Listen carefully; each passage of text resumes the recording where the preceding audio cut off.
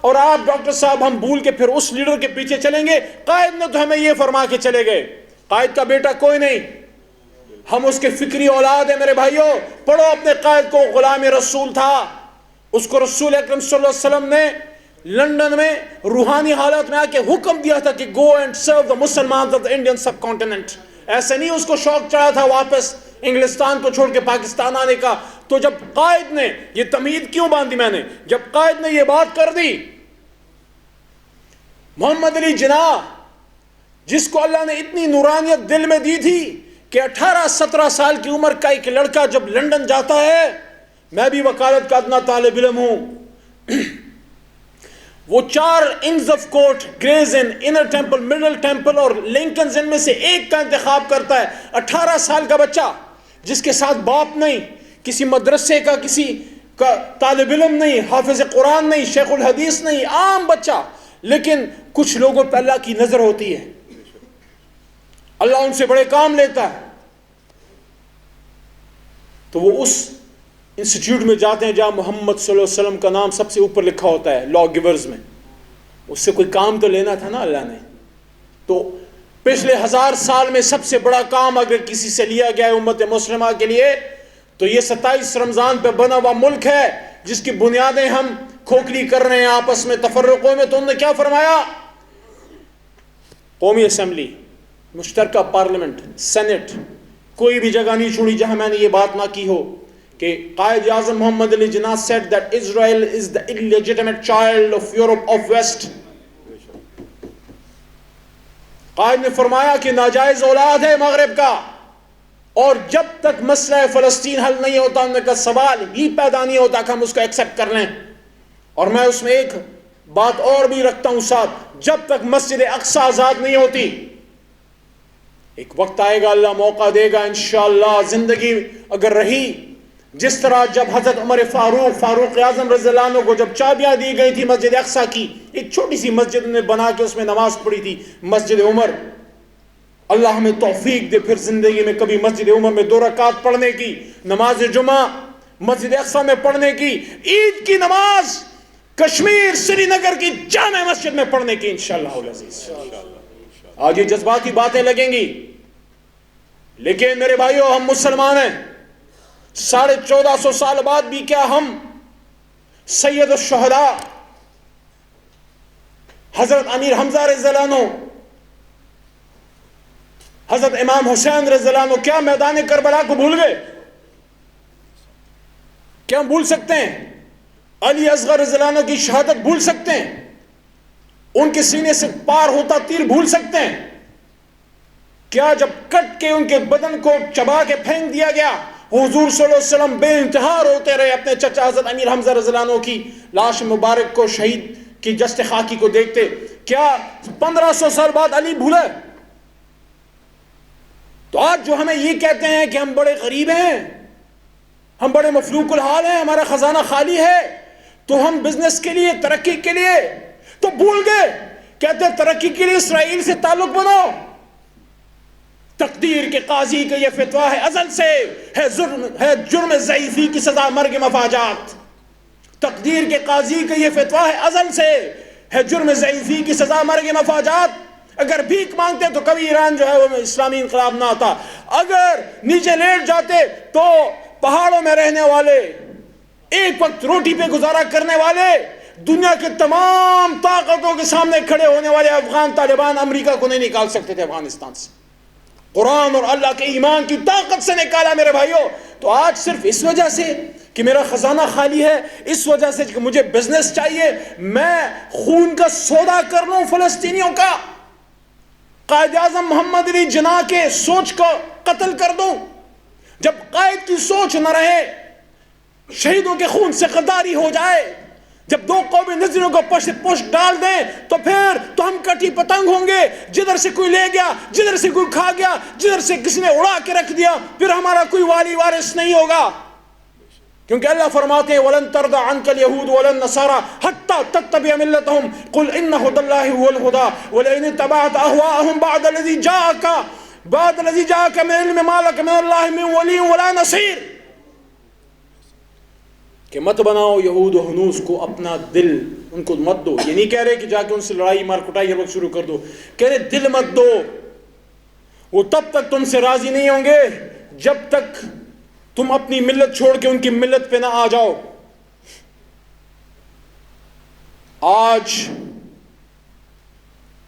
اگر مجھے کوئی یہ کہے کہ تمہارے والد کو خدا نخواستہ آج سے 30 سال پہلے جس نے شہید کیا تھا، آج تم بڑے غریب ہو، آج تم بڑے کمزور ہو، تمہارے پاس پیسے کوئی نہیں، تو ان قاتلوں سے راہ و رسم بڑھا کے ان سے کاروبار شروع کر دو تاکہ تمہارے گھر کا نام نفقہ چلے. اس سے بہتر تو پھر شہادت کی موت ہے.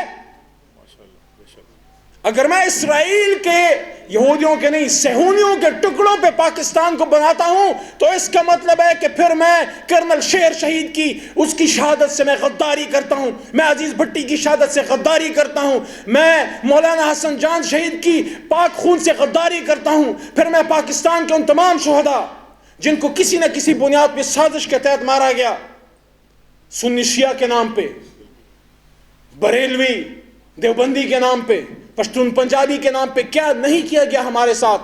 Please try to recognise the fault lines and those who are exploiting us. تو میرے دوستو، دشمن تو ہمیں پہچانتا ہے، ہم ہی نہ پہچان سکے. بات بڑی لمبی ہے، وقت بڑا کم ہے، میری نہیں تو اپنے دشمن کی بات تمہیں سنا دیتا ہوں. شاید کوئی غیرت جاگ جائے ارباب اقتدار میں. اسرائیل کا پہلا وزیر اعظم David Ben Gurion, and I had the courage to say it in the Parliament of Pakistan. اور جب فرانس میں جب حرمت رسول صلی اللہ علیہ وسلم کی شان میں گستاخی ہوئی، جب مائکرون کو میں نے ایڈریس کیا اور اس کو سینٹ سے میں نے انگریزی میں جب اس کو سپیچ کی، اس کے بعد 2 سال تک میرا ٹویٹر وغیرہ سارا انہوں نے کنٹرول کیا تھا، فیس بک. لیکن مجھے اس کا افسوس اس لیے نہیں ہے. آج ابھی مولانا صاحب نے گلہ کیا کہ میڈیا نہیں کور کرتا. انٹرنیشنل تو چھوڑیں، لوکل بھائی میڈیا ہے ہی ان کا. یہ فیس بک ٹویٹر کیا ہے؟ یہ ہے ہی ان کا. لیکن ہم پھر گلہ کرتے ہیں لیکن کام نہیں کرتے. کیوں ہمارے اوپر 1000 سال سے یہود و ہنوز حاوی ہے؟ کیونکہ ہم نے اللہ رسول کے راستے کو چھوڑا. تو ڈیوڈ گورین نے پیرس میں آ کے یہ بات کی تھی کہ پاکستان ہمارا دشمن ہے. وہ کہتا ہے تمہارا دشمن تمہیں دشمن کہتا ہے، تم کہتے ہو وفد بھیجو، تعلق بناؤ، ریکگنائز کرو. جنہوں نے ریکگنائز کر لیا وہ کون سے 7ویں آسمان پہ پہنچ گئے. وہاں شراب کی محفلیں دیکھو، ٹورزم کے نام پہ زنا کے اڈے. نہیں چاہیے ایسا پیسہ. ایسے ٹورزم سے موت اچھی کہ میرے اسلام آباد یا میرے نارتھن ایریاز میں شراب کے اور زنا کے اڈے کھلوا کے میں ملک کو ترقی دلواؤں گا. میں اللہ سے کیوں نہ مانگوں؟ میں حلال کا کیوں نہ مانگوں؟ میں حرام کا مانگوں؟ حرام پہ پاکستان کو، امت مسلمہ کو چلاؤں گا. یہ جو ہمیں بتا رہے ہیں کہ میں کسی ملک کا نام نہیں لیتا، سارے ہمارے امت مسلمہ کے بدن کے جگر گوشے ہیں. کمزوری ہے، لیکن جنہوں نے ریکگنائز کر لیا انہوں نے کون سا تیر مار لیا. الحمدللہ آج بھی جتنے بھی کمزور ہیں ایٹمی طاقت ہیں اللہ کے کرم سے. لا الہ الا اللہ محمد رسول اللہ کے نام پہ ہیں الحمدللہ.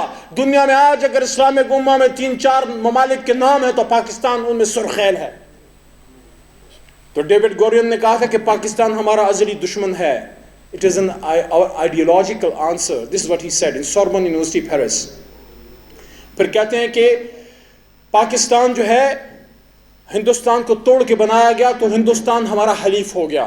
اور پھر کیا کہتا ہے گورین، اسرائیل کا وزیر اعظم آپ کے ملک ہمارے ملک کے بارے میں کہتا ہے کہ ہم نے اس کو عسکری اور فکری لحاظ سے نہیں اٹھنے دینا. آج آپ دیکھ رہے ہو ہمارے جو بھی حالات ہیں، لیکن عسکری اداروں کے ساتھ کیا ہو رہا ہے، یا جو ہمارے فکری جو ایک 2 قومی نظریے پہ سوالات اٹھانا، پاکستان کے بننے کو سوالات اٹھانا، اسرائیل سے تعلق کی بات کرنا، کشمیر کوز کو بھول جانے کی بات. آج اگر ہم مسئلہ فلسطین پہ کمپرومائز کرتے ہیں تو پھر کیا مسئلہ کشمیر پہ بھی کمپرومائز کریں گے؟ دونوں تو ایک جیسے ہی مسئلے ہیں. تو میرے دوستو، آج سے 3 سال پہلے قومی اسمبلی میں، سینٹ میں، اس پہ میں نے پہلی بار فورم پہ بات کی کہ جب یہ بات ہوئی کہ جہاز آیا فلانا آیا، میں نے وہاں یہی بات کی قائد اعظم کی، اور پھر فورن آفس سے پھر وزیر اعظم عمران خان نے بھی بات کی کہ قائد اعظم محمد علی جناح کا جو ویژن تھا وہی آج ہمارا اس پہ ویژن ہے، اور انشاءاللہ ہم اس پہ پکے کھڑے ہیں. لیکن اپنی اس یوتھ کو، اپنے اس نوجوان نسل کو ہم نے ٹرانسفر کرنی ہے یہ باتیں. آپ کو مجھے تو پتہ ہیں، لیکن ان کو جو پڑھایا جا رہا ہے، ان کو جو سکھایا جا رہا ہے، جو انٹرپرینیورشپ کی طرف، مال کمانے کی طرف، کمائیں، سب سے زیادہ کمائیں، لیکن اپنی اساس کو نہ بھولیں، اپنی بنیاد کو نہ بھولیں. اسی لیے پچھلے دنوں جب یہ بات ہوئی کہ تجارت کا کوئی وقت یہاں سے گیا ہے، کوئی تجارت کا سامان گیا ہے، اس پہ میں نے بڑی آواز اٹھائی، آپ نے بھی اٹھائی ہوگی. فضل الرحمان صاحب کو بات کرنی چاہیے. میں یہاں پہ ملک کے وزیر اعظم شہباز شریف صاحب سے بھی ڈیمانڈ رکھتا ہوں، دفتر خارجہ کا سخت بیان اس پہ آنا چاہیے، ان کا کلیئر موقف اس پہ آنا چاہیے شہباز شریف صاحب کا، کیونکہ اس پہ نہ نون لیگ ہے نہ پیپل پارٹی، اس پہ ہم پاکستانی ہیں، اس پہ ہم مسلمان ہیں. میں فلسطینیوں کو آخر میں ڈاکٹر صاحب آپ کی وساطت سے یقین دہانی کرانا چاہتا ہوں کہ پاکستان میں جو حلال کا جنا ہے، جو حلال پہ پلا ہے، جس کو پاکستان کے بننے کا پتہ ہے، اور جس کو یہ پتہ ہے کہ ایک دن پھر اوپر سامنے جانا ہے، وہ مر تو جائے گا، وہ کٹ جائے گا. وہ نہ اسرائیل کو تسلیم کرے گا، نہ مسئلہ فلسطین پہ کمپرومائز کرے گا. جب تک مسئلہ فلسطین حل نہیں ہوتا فلسطینیوں کی مرضی و منشا کے مطابق، اور جب تک مسجد اقصی جو ہے وہ آزاد نہیں ہوتی، ہماری جدوجہد انشاءاللہ جاری رہے گی. چاہے کوئی ناراض ہو، چاہے کوئی اداس ہو، چاہے ہمارے ترقی کے راستے مسدود کر دیے جائیں، چاہے ہمارے اکاؤنٹس بند کر دیے جائیں، جو کچھ بھی ہمارے ساتھ وہ کریں گے، آخر کو تو ایک دن ہم نے اللہ کے سامنے جانا ہے. وہاں حضرت علی رضی اللہ عنہ بیٹھے ہوں گے، حضرت عمر فاروق رضی اللہ عنہ بیٹھے ہوں گے، وہاں حضرت حسن اور حسین رضی اللہ عنہ بیٹھے ہوں گے. پوچھیں گے ہم سے ہمارے نبی پاک صلی اللہ علیہ وسلم کہ میرے نواسوں کے تو سر کٹ گئے حق بات پہ، ان سے تمہارا سر قیمتی تھا جو بچا کے لائے ہو، حق بات پہ اگر سر کٹ گیا تو حسین سے قیمتی سر تو کسی کا نہیں بھائی. تو انشاءاللہ اس پہ ہے نا جی، ایک نقطے پہ ہیں انشاءاللہ کہ مسئلہ فلسطین پہ کوئی کمپرومائز نہیں. یہ بڑی ہماری زندگی کی چند انتہائی خراب نظاروں میں سے ایک ہی تھا جو 2 سال پہلے ہم نے دیکھا کہ مسجد اقصی اندر سے جل رہی تھی، آگ کے شعلے بلند ہو رہے تھے، اور صہیونی بار ڈھول کی تھاپ پہ ناچ رہے تھے، اور امت مسلمہ 27 رمضان 23 رمضان کو سو رہی تھی. پاکستان کا مطلب کیا؟